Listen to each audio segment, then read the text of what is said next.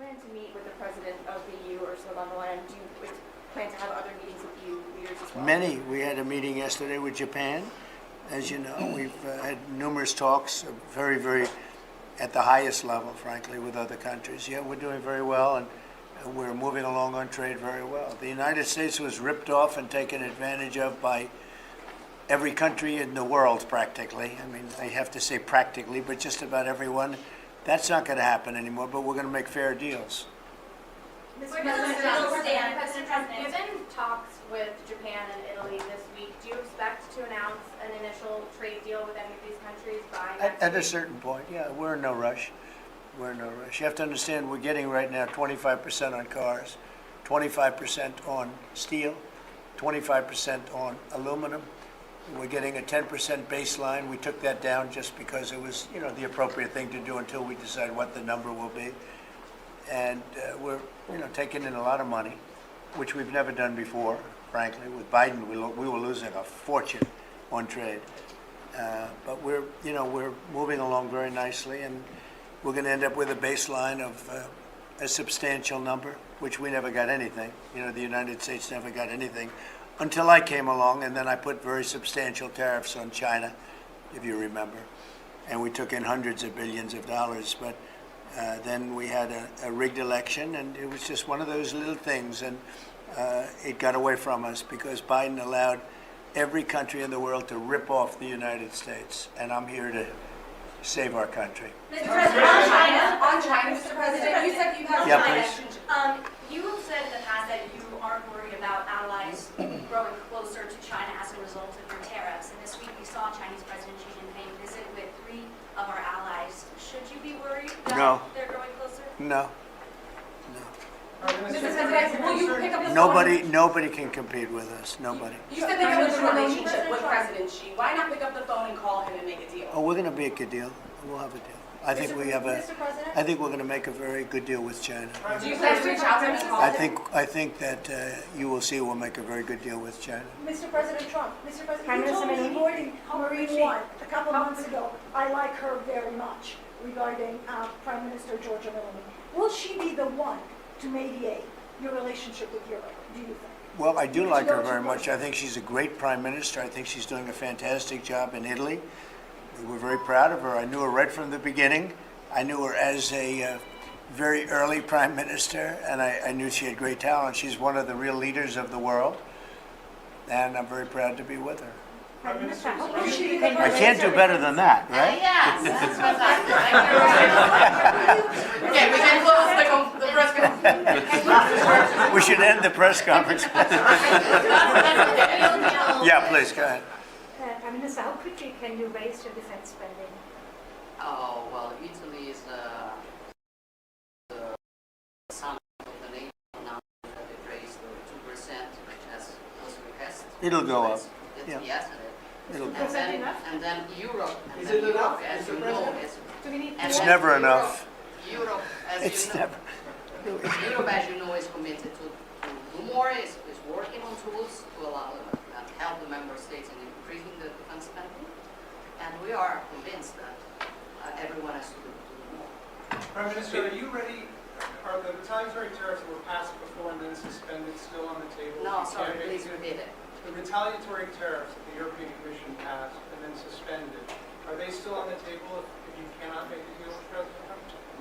I'm sure we can make a deal, and I'm here to help on that. I cannot deal in the name of the European Union. My goal would be invite President Trump to pay an official visit to Italy and understand if there's a possibility when he comes to organize also such a meeting with Europe. I think the best way is that we simply speak frankly about the needs that every one of us has and find ourselves in the middle. That's useful for all. I really, somebody calls me such a Western nationalism. I don't know if it is the right word, but I'm sure that to be stronger. And I have to find a way. I'm here to find the best way to make us both stronger on the two shores of the Atlantic. We're going to have very little problem making a deal with Europe or anybody else because we have something that everybody wants. You know what that means, right? We have something that everybody wants. We're going to have very little problem. So we'll see you in a couple of minutes. We'll be right there in the Oval Office. Thank you very much. Thank you, press. Thank you, press. Thank you, guys. Thank you. Let's move. Thank you. Thanks, guys. Thank you, press. Thank you very much. Thank you, guys. Thank you. Thank you, press. Keep going. This way. Keep going. Yeah, that way. Thank you. Thank you. That way. Thanks, everyone. Keep going. That way. Thank you. Thank you. Thank you. We'll talk about it. Thank you, sir. Thank you. Thank you. Thank you. Thank you. Thank you, press. Here we go. Thank you. Get them over there. Here, keep going. Thank you. Where are they at? They're still in here. Thank you. Keep going.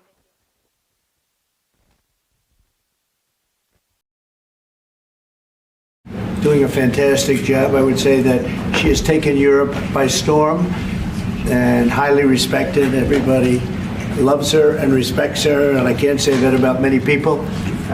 And she's become a friend, and we really have a great relationship between Italy and ourselves. And we talked about trade. We talked about many, many things during our luncheon, and she'll be saying a few words, but she's a very special person, and it's nice to have you with us. Thank you very much.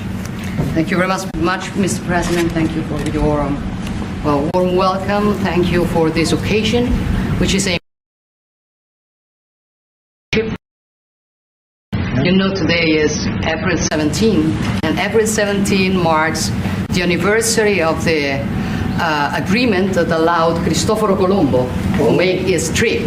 And I say to remember how ancient are our ties, but also to remind that we both share another fight, which is the fight against the woke and ADI ideology that would like to erase our history. And as I know that we share lots of things on tackling illegal migration, on fighting against synthetic drugs. You know, Italy has been one of the nations that made a plan against fentanyl, for example. But we have been talking about many bilateral topics and things that we can do together, about defense, about economic about economy, about space, about energy. Italy will have to increase its LNG imports, and also nuclear that we are trying to develop. I think there can be ways to work together, and the Italian enterprises will invest, as they've been doing for many years, as you know, in the next years. I think around 10 billion. That shows how interconnected our economies are.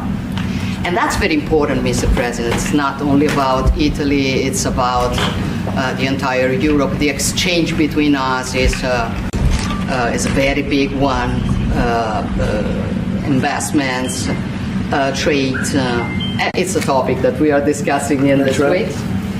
But at the end of the day, look, somebody calls me, I was saying it before, such a Western nationalism. I don't know if it is the right word, but I know that when I speak about West, mainly I don't speak about a geographical space.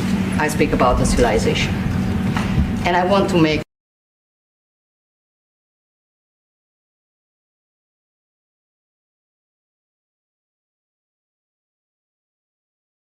try to sit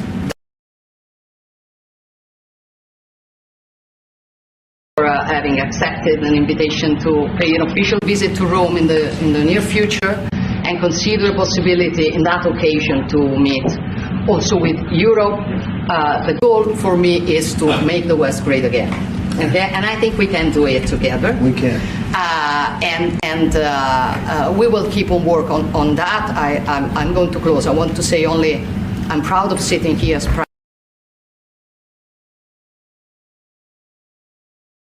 very good, as a very good situation despite the difficulties. A stable country, reliable country, 1 million more jobs in the last 2 years and a half. Great.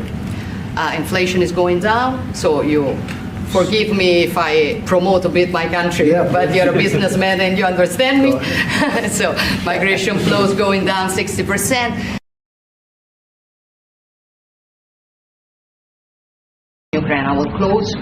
Together we've been defending the freedom of Ukraine. Together we can build a just and lasting peace. We support your efforts to all.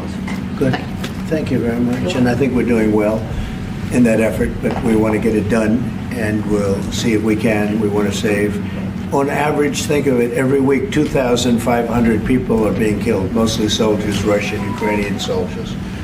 And if we can save those lives, that would be a very good thing. And so we'll see what we can do. And I think we're getting close, but we'll let you know very soon. And you've been very helpful. I appreciate it.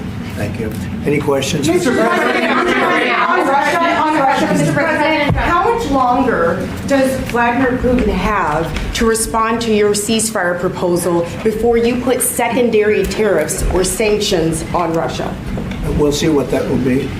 We're going to be hearing from them this week, very shortly actually, and we'll see. But we want it to stop. We want the death and the killing to stop. Mr. President, on Jerome Powell, you said that the termination of Jerome Powell cannot come fast enough. He says he won't leave, even if you ask him to. Do you believe you have? If I ask him to, he'll be out of there. But do you believe you I have the don't power think to he's- remove I don't him? think And are you he- trying to do that? I don't think he's doing the job. He's too late, always too late, a little slow, and I'm not happy with him. I let him know it, and if I want him out, he'll be out of there real fast, believe me. Are you trying to remove him? Go ahead, please. Question? Are you trying to remove him, Mr. President? Yeah, question? Mr. President, yesterday Judge Boasberg, in a case against your administration, said the Constitution does not tolerate willful disobedience of judicial orders. Do you agree with that statement? Well, you're going to have to speak to the lawyers. We have great lawyers. I can tell you this, we're doing a fantastic job of getting criminals out of this country who Biden allowed into the country. Hundreds of thousands of criminals, murderers and drug dealers. And I was elected because of the fact, I would say maybe that was the number one factor, a lot of reasons, the economy, a lot of things. But one of the primary reasons I was elected is because I said, I'm going to get the criminals that he allowed. I'm going to get them out. And I got a lot of votes, record-setting numbers of votes, as you know. We won everything. The popular vote, all 7 swing states, we won everything. And that's what the public wanted, and that's what I'm doing. But you'll have to speak to the lawyers because it's up to them. Mr. President, what do you think of the proposal from France and UK of a peace mission in Ukraine with soldiers? And do you think that Italy should take part into it? Well, I think Italy will have to make that determination, but peace missions are always good with me. I'm okay with peace missions. Yeah, please. Mr. President, have you discussed what areas of cooperation have you discussed with the Prime Minister vis-a-vis Italy and the United States and Europe and the United States? And on China? We discussed it very briefly. No, we're doing very well with negotiations, I think, with all countries. Do you have a timing? And Scott could tell you a little bit, but we are doing very well. We have a lot of countries that want to make a deal. Frankly, they want to make deals more than I do. Go ahead, Scott. Would you say something? Yeah, we've got a process in place. We're working on the big 15 economies first. We had a fantastic meeting with Japan yesterday. I believe there have been calls with the EU already. And then we have South Korea coming in next week. And I believe India is also talking, or that's moving very quickly. On Ukraine, sir, President Zelensky has said he has evidence that China is supplying weaponry or ammunition to Russia. Do you have any evidence along those lines? And also, he said we could see a minerals deal signed this week. Is that? Well, we have a minerals deal, which I guess is going to be signed on Thursday, Scott, next Thursday. Soon. Yes. And I assume they're going to live up to the deal, so we'll see. But we have a deal on that. No, I have no comment on that. I have no idea.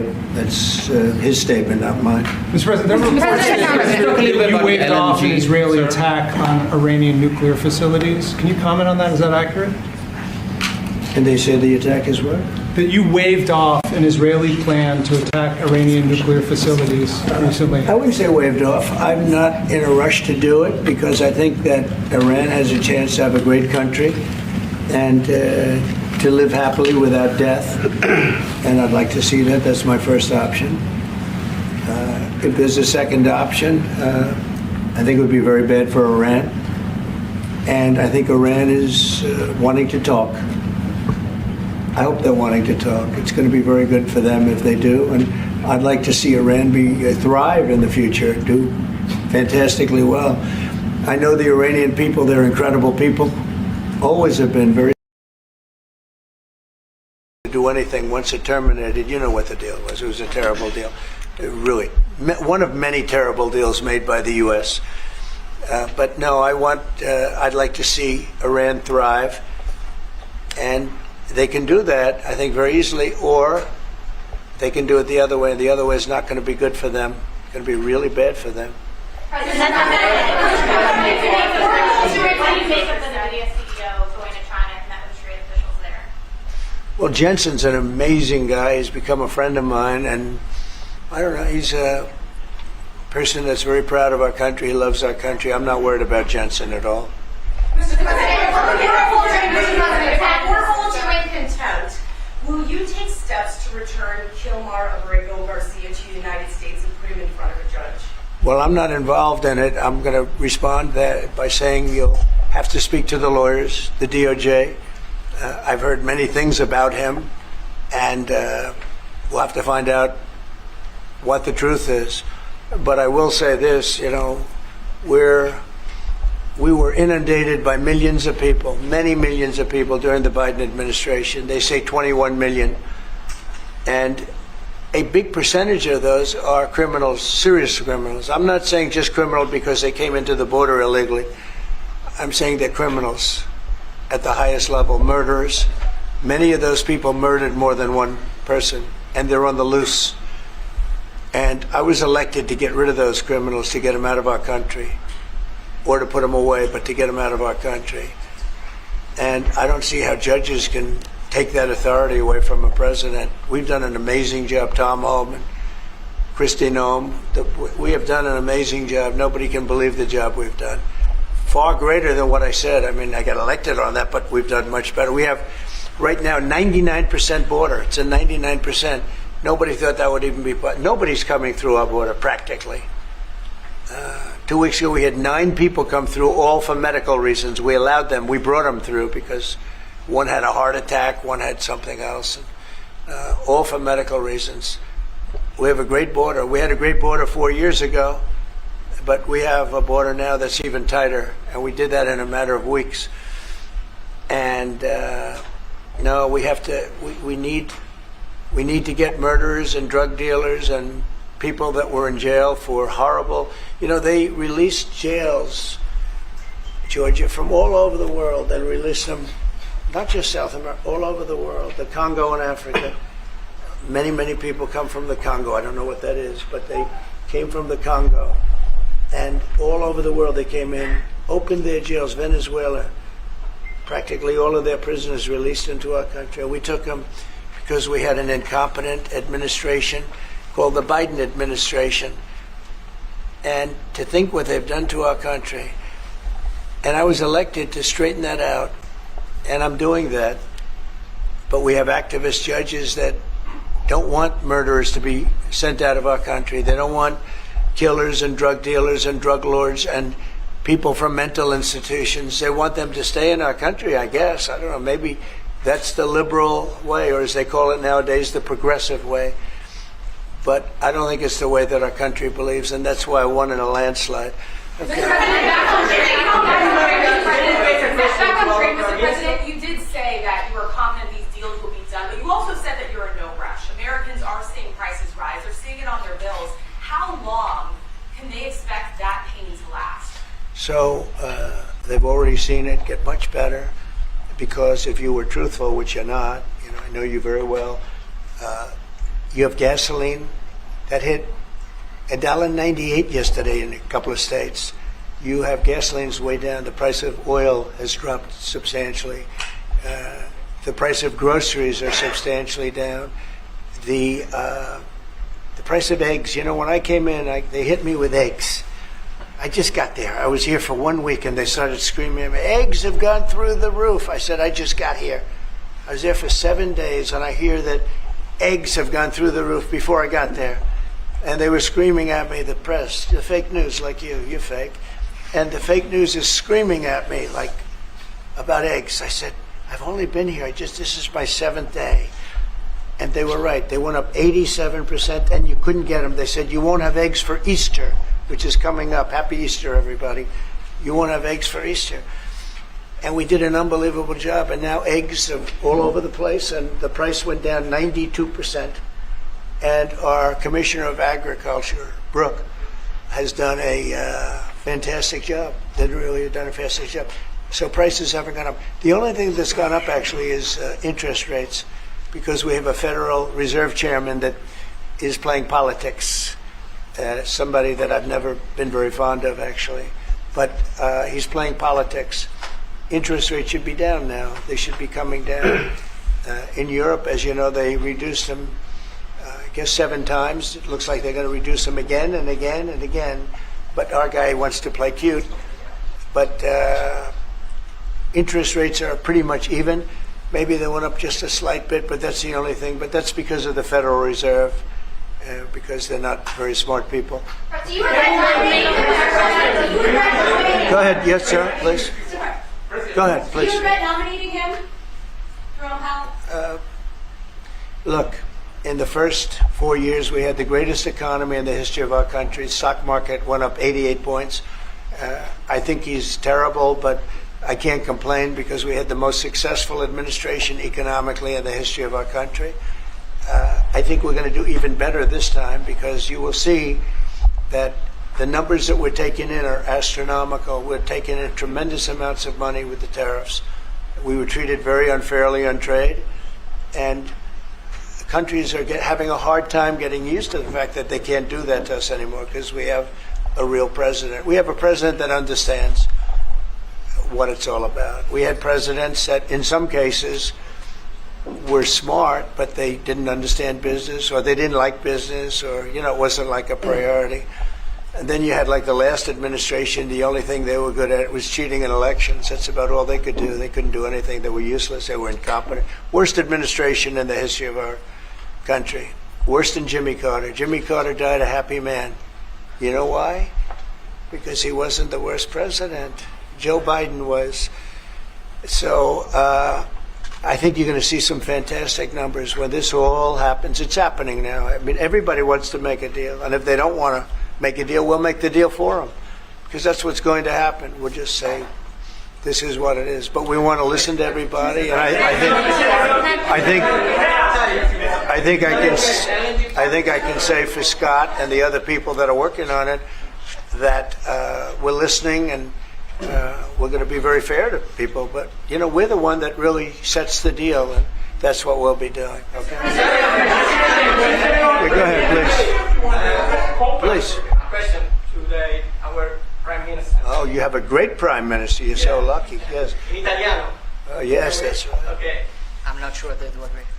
Presidente Meloni, volevo sapere cosa pensava del fatto che il Presidente Trump ha considerato responsabile Zelensky della guerra in Ucraina e poi se avete parlato delle spese militari e qual è il limite massimo a cui ha detto che può arrivare l'Italia, le percentuali delle spese militari. Non abbiamo parlato dei limiti massimi a cui può arrivare l'Italia, abbiamo parlato del fatto che l'Italia sta mantenendo i suoi impegni perché arriverà al prossimo vertice della NATO con il 2% che era già previsto, che è stato sottoscritto dai governi precedenti, perché siamo una nazione seria, ma non abbiamo parlato poi di quanto vada aumentata questa percentuale, anche se siamo ovviamente consapevoli che insomma, il tema della difesa sia un tema particolarmente importante di questo tempo. Per quello che riguarda la guerra in Ucraina, lei sa come la penso che ci sia chiaramente ci sia stata un'invasione e che l'invasore da quel punto di vista fosse Putin e la Russia, ma non è questo che oggi quello che rivela è il fatto che insieme vogliamo lavorare, stiamo lavorando per cercare di arrivare in Ucraina a una pace che possa essere giusta e duratura. Penso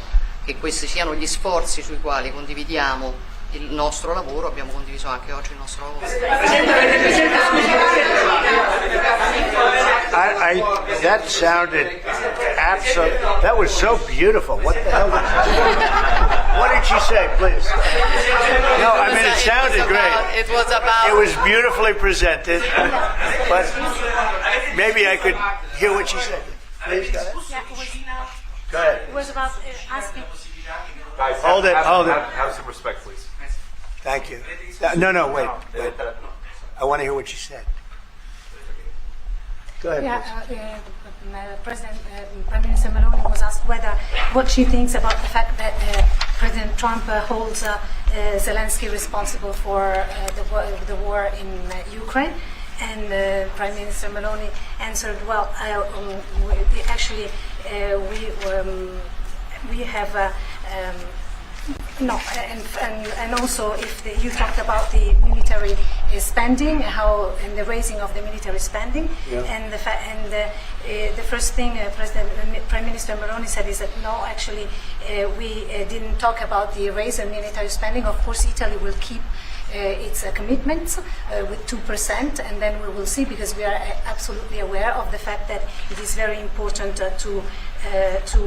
well, I will do defense that. Is very wait. I will do that. Important. They've been asking if we decide in another percentage about the defense spendings, NATO, and I said NATO. Yes, NATO, and I said that Italy is reaching the 2% as it was already decided. We didn't speak about a specific other percentage, but we are aware of the fact that defense is important for the future, and we see what also the work that we are trying to do at the European level.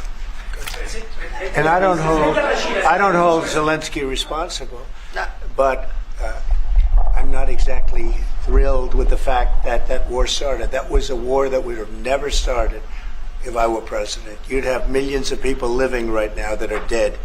You'd have cities that would be open and thriving, and they'd have their beautiful turrets. Those turrets are the most beautiful in the world, but they're not with us any longer. They're smashed to smithereens, laying on the ground in a million pieces, getting hit by rockets, bombs, and bullets.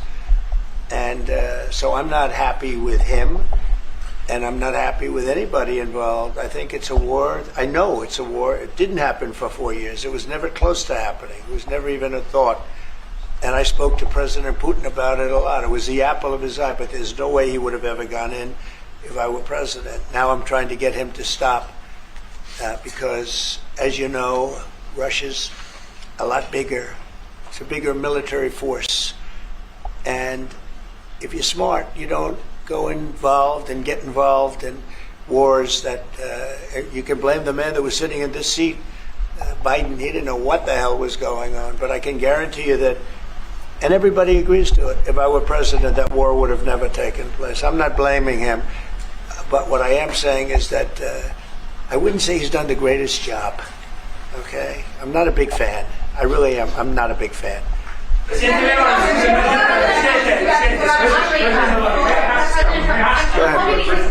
Go ahead. Presidente Meloni, avete discusso di Cina e della possibilità che l'Europa ponga dei dazi, diciamo, sulla Cina. Mr. President, are you sure about the definition of parasite of European? Would you say again that European are parasites? It's never said. Would you say again that European? Have you said that Europeans are parasites? Yeah. Have you seen it? No, I haven't said. I don't know. He didn't say it. I don't even know what you're talking about. Go ahead, please. Go ahead. No, wait. Next. Go. Thank you. Prime Minister Meloni just said we want to make Europe great again, and we want to do it together with the United Sure. West, yeah. Did you? I guess that's what you said, Mr. Prime Minister. How are you going to do that? And are you looking to do it to counter China, who is really trying to gather influence against the United States with the help of this joint? I hope that Europe is going to be great again. Europe is going through a lot of problems, and a lot of it's having to do with immigration. And I'm not a big fan of Europe and what they've done with immigration at all. And I think they got to get smart, because Europe is being very badly hurt by what they've done with immigration. Now, I'll say this, that the Prime Minister has taken a very tough stand on immigration. And I commented to her before. I said, I wish more people would be like you having to do with that subject, but they're not. Europe is very important to me. Europe is very important to the world. I want Europe to do very well. I think they have to get a lot smarter on immigration. But we are beginning doing it. You've all seen how the policies of the European Union in the last, let's say, 2.5 years have been changing. Okay, at the beginning we were talking only about how we were redistributing illegal migrants coming to Italy. Now we are talking mainly about how to stop illegal migration, work with the countries of origin and transit, and to return people. The European Commission just did the new rules about repatriations and things like that. So things are changing, thanks also to the example that Italy brought in lowering the rates of illegal migration. So we are working now together. So I'm optimistic on that. Good. I hope so. Go ahead, please. Go ahead. I'd like to ask President Meloni if you have discussed the option of a starting deal with Italy on satellite communications, and President Trump, if you want to see the Google company going up. The Google what? The Google company. What about the it? Google business. If you want to see it going up. Go ahead, please. Oh, well, we didn't discuss about Starlink. We've been discussing about defense space. We will work together also in the Mars missions. So there are big things to do together, but we didn't discuss it. Your conversation with the Prime Minister that changed your mind potentially about tariffs and what you plan to do going forward? No. I think the Prime Minister said to you that changed your perspective. No, tariffs are making us rich. We were losing a lot of money under Biden, trillions of dollars, trillions on trade. And now that whole tide has turned. We're making a lot of money. We're taking in a lot of money. Don't forget, we're taking in 25% on cars, 25% on steel, 25% on aluminum, 10% baseline. We put penalties on China for sending us fentanyl. We put penalties on Mexico and Canada, 25% for allowing fentanyl and allowing the borders to be weak. Now we're taking in billions and billions of dollars while I sit here and talk to you. And we didn't take in anything before other than the tariffs that I put on previous to Biden, which were the tariffs I put on China, where we took in up until this point probably $700 billion. They were Trump tariffs. He tried to weaken them. He did everything he could. You know, he got paid money by China, right? The family got paid money. He did. And so I don't know, maybe that was the reason or maybe it wasn't. But he tried to weaken them, but he couldn't because there was so much money that his budgets, you know, they couldn't stand not doing it. But I took in the up till this point, my tariffs on China. Nobody ever took in 10 cents from China. No other president took in 10 cents. I took in more than $700 billion from China. So we're doing very well. I mean, our country's doing very well. They had a bad report today from one of the healthcare companies that had an impact on the stock market. But this isn't about that. This is really, we're building a base. We're building a country like no other. And again, I had the strongest economy in the history of our country by far, history of any country probably, but the history of our country in 4 years. And I think this has a chance to be much better. Can you just clarify on the mineral field? Will that be signed here at the White House with Ukraine on Thursday? Will President Zelensky be coming here for that? I don't know exactly. I'm going to leave that to Scott. What do you think? Where would it be signed and when? Yeah, we're still working on the details. We're shooting for around April 26th. Is there any more detail that you could tell us about what's in that deal and how it came together? It's substantially what we'd agreed on previously, but the president was here. We had a memorandum of understanding. We went straight to the big deal, and I think it's an 80-page agreement, and that's what will be signed. President Trump, on rate cuts, can you clarify on rate cuts? Do you intend to seek Powell's firing if he doesn't change his stance on rate cuts, or is that on the table, or is that? Well, I think he should do the rate cuts because I think if Europe has done it. It puts us at a disadvantage to Europe. I mean, he plays right into their hands. So I think he should do the rate cuts. We don't have really inflation now. I just said the major things are going down. Oil is great. Oil is way ahead of schedule, and that's because of our policies. But oil is down into the $60, $65 range now per barrel. And I told you, in certain states we have less than $2 for gasoline. And food is down. Groceries, as we call it, are down. Other than interest rates, everything's down. Interest rates are pretty flat. They're not. It's not that they're up, but we should be better than flat. We should. If he would lower the interest rate, I think it would have a good impact on that too. But the costs are down. We have very little inflation. I would say we have essentially no inflation. Hard to have inflation when oil goes down, and oil goes down. When Biden came in, oil went through the roof. That's what caused our problem. That and his very dumb spending. But when the oil prices go down, and they have gone down a lot, we've gotten it down really good. We've opened it up and we've gotten them down. And that means that people driving cars are going to be paying $2 and $2.50 instead of $4.50. And, you know, even at the end, they tried just for the purpose of the election to get it down. But they had really lost that sucker. That was really, it was not good. But if they had won, oil right now would be at $7 or $8 because of their policy. And we're going to be at about $2. Could be even a little bit less than that. And you're starting to see it. So I don't know how you can have inflation when oil has come down quite a bit. And I would say the Fed really owes it to the American people to get interest rates down. That's the only thing he's good for. And he would have an effect on that if he lowered them. And I think at some point he will. He's going to have a lot of political pressure. You know, they are political also. And I think there's a lot of political pressure for him to lower interest rates. Okay? Yeah, go ahead. Sorry. Please. Do you think that Italy can be your best ally in Europe? And also, do you ever notice when you walk into step on hands? Only if the Prime Minister remains the Prime Minister can it be our best.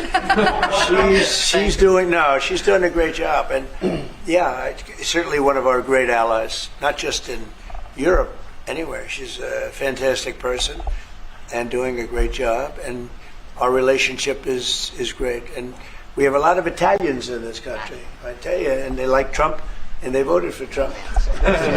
Anyway, thank you very much, everybody. Thank you. Thank you.